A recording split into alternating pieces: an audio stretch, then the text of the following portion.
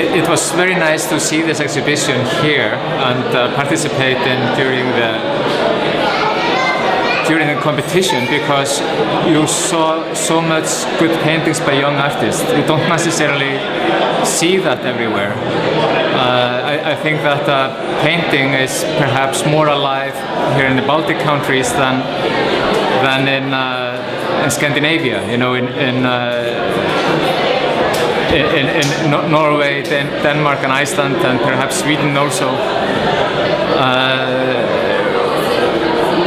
Where the educational system has kind of not concentrated enough,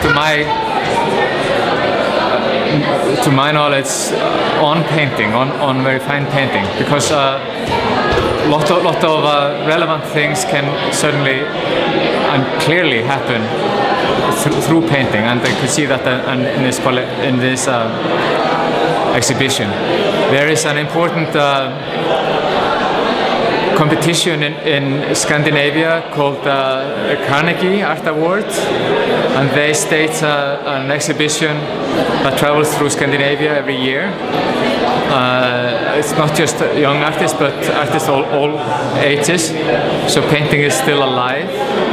But in Iceland, for instance, there is so much what you would call post-studio practice, where artists are not working in a studio on canvas or sculpture. They are just creating installations and sometimes video, and that is fine. But I think that this competition shows that there is a lot to be said for painting. I think there's a lot of overlap, of course, because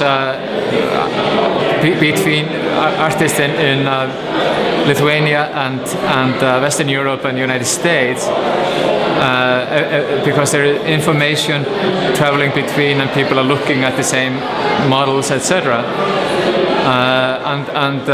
You see some artists in this exhibition that could very well be working in Iceland, working on similar issues as Icelandic artists.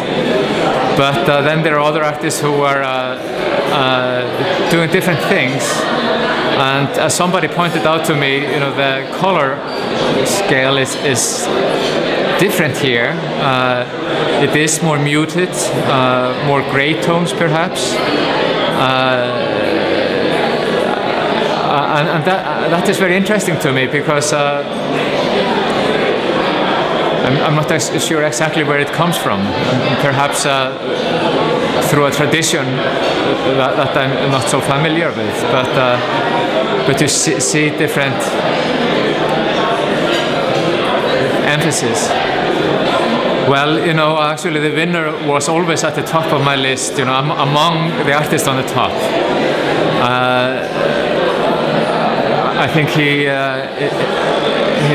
a very good painter. His execution is terrific, and he has a very good sense of the human expression. There was another artist who I liked very much, who is working with interesting blend of abstract forms and superrealist, ruborealist references to, in this case, to electric circuits. I thought she was doing very interesting things, and she got the second prize, so I'm perfectly happy with that. And those are the two artists that I thought were really outstanding. But there are a lot of good artists, and the jurors pointed out to me the strengths of different artists that I didn't necessarily pick up on. So I think that depending on your background and interest, you know, there was a lot of good stuff there.